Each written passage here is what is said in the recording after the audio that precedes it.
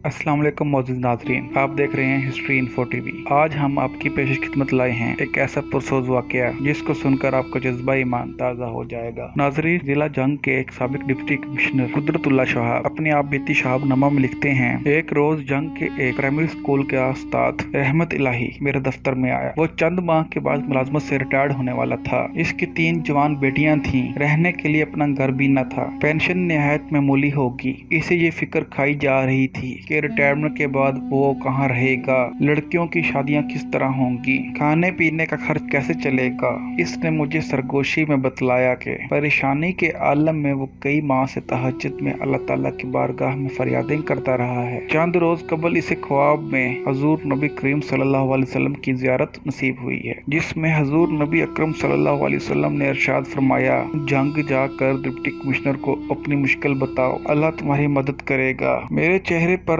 शक और तजब्बुब के आसार देखकर रहमत इलाही अबदीदा हो गया और बोला, जनाब मैं झूठ नहीं बोल रहा। अगर झूठ बोलता तो शायद खुदा के नाम पर तो बोल लेता, लेकिन हजूर नबी करीम सल्लल्लाहु अलैहि वसल्लम के नाम पर कैसे झूठ बोल सकता हूँ। इस मंतक पर मैंने हैरानी का इजहार किया कि आपने सुना नहीं कि बा खुदा दीवाना बा मुस्तफा होशियार बाश। ये सुनकर मेरा शक पूरी तरह रफा तो ना हुआ, लेकिन सोचा कि अगर ये शख्स गलत बयानी से भी काम ले रहा है तो ऐसी अजीम हस्ती के इस्म मुबारक का सहारा ले रहा है जिसकी लाज रखना हम सब का फर्ज है। नाचा मैंने रहमत इलाही को 3 हफ्तों के बाद दोबारा आने के लिए कहा। इस दौरान मैंने खुफिया तौर पर इसके जाती हालात का खोज लगाया और ये तस्दीक हो गई कि वो अपने इलाके में नहायत सच्चा, पाकीज़ा और पाबंद सौम व सलात आद भी मशहूर है और इसके घरेलू हालात भी वही हैं जो इसने बयान किए थे। इस जमाने में कुछ अरसे के लिए सूबाई हुकूमत ने डिप्टी कमिश्नरों को यह अख्तियार दे रखा था कि सरकारी बंजर जमीन के 8 मुरब्बा तक ऐसे ख्वाहिशमंदों को तवील मियाद पर दे सकते थे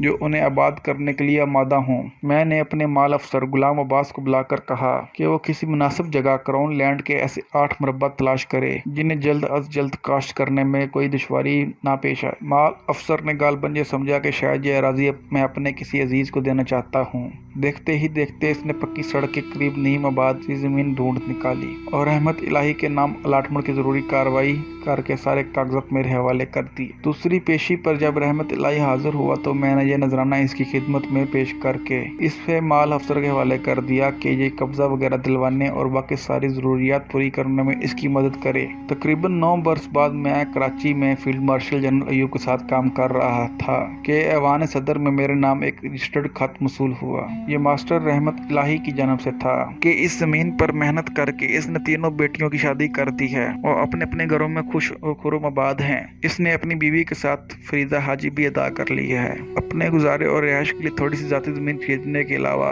एक कच्चा कोठा भी तमीर कर लिया है। इसी खुशहाली में अब इसे 8 मुरब्बों की जरूरत नहीं। चनाचा इस अलाटमेंट के मुकम्मल कागजात इस खत के साथ वापिस हर साल हैं ताकि किसी और हाजतमंद की जरूरत पूरी की जा सके। ये खत पढ़कर मैं कुछ देर के लिए सख्ते में आ गया।